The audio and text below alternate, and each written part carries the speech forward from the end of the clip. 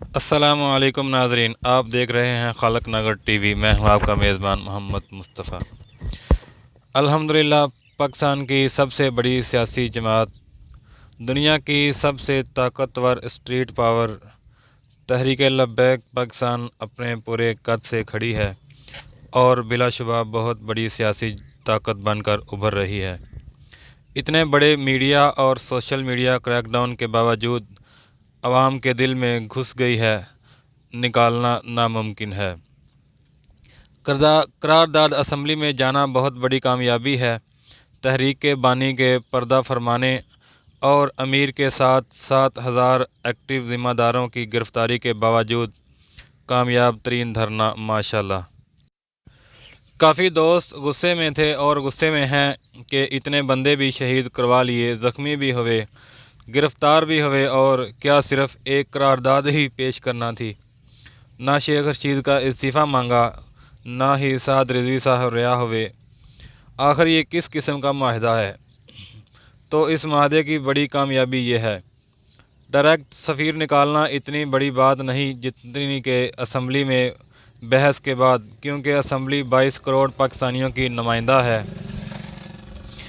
جب قرارداد اسمبلی میں پیش کی گئی تو ایک فائدہ تو یہ ہوا کہ ناموس رسالت کے باغی منظر عام پر آ گئے۔ پی ٹی آئی تو پہلے ہی اس لسٹ میں ہے، اب پی پی پی بھی اسی لسٹ میں شامل ہو گئی۔ باقی اپوزیشن اور حکومت آمنے سامنے ہو گئی، چاہے وہ سیاست چمکانے کے لیے یا ناموس رسالت کے لیے۔ لیکن ایک بات تو طے ہے کہ حکومت کے لیے بہت بڑی مشکل پیدا ہو گئی کہ اب بھاگ نہیں سکتی جب تک کہ اس قرارداد پر فائنل فیصلہ نہ ہو جائے، چاہے کتنا بھی ٹائم لگے۔ دوسری طرف پوری دنیا کے چینل کے ہیڈ لائنز کچھ اس طرح تھیں: پاکستانی گورنمنٹ ایک مذہبی جماعت کے تابع ہے۔ اصل میں حکومت عمران خان کی نہیں بلکہ تحریک لبیک پاکستان کی ہے۔ لبیک پاکستان کے مضبوط اسٹریٹ پاور لبیک نے ناموس کا امتحان پاس کیا، اب باقی سیاسی جماعتوں کا امتحان ہے۔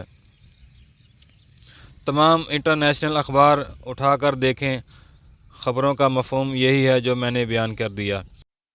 جس کو پاکستانی سیاستدان چھوٹا گروہ کہہ رہے تھے، پوری دنیا اس گروہ کو ریاست سے طاقتور کہہ رہی ہے۔ سفیر نکلے یا نہیں، لیکن یہ بات تو طے ہے کہ اب تحریک لبیک پاکستان کو کوئی نہ تو بین کر سکتا ہے اور نہ ہی کمزور۔ Government F A T F کو لے کر پریشان ہے، لیکن گرے لسٹ سے بلیک لسٹ نہیں ہوں گے، کیونکہ پھر تو دبانے کا کھیل ہی ختم ہو جائے گا۔ ابھی حکومت پہ یورپی یونین کا اتنا پریشر ہے کہ اندازہ آپ شیخ رشید کی پریس کانفرنس سے لگا سکتے ہیں۔ شیخ رشید اب نہ کال عدم نہ دہشت گرد بلکہ بڑے احترام سے کہہ رہا تھا سعد حسین رضوی صاحب۔ دوسری جانب اپوزیشن کا پریشر الگ اور چھتر اور گالیاں الگ۔ اس سے بڑھ کر راتوں کی نیند اڑا دینے والی ایک بات یہ بھی ہے کہ تحریک نے کہیں پر بھی یہ نہیں لکھا کہ ہم دوبارہ احتجاج پر نہیں آئیں گے۔ اس سے بڑھ کر یہ کہ لوگ جوک در جوک پی ٹی آئی چھوڑ کر تحریک لبیک میں شامل ہو رہے ہیں۔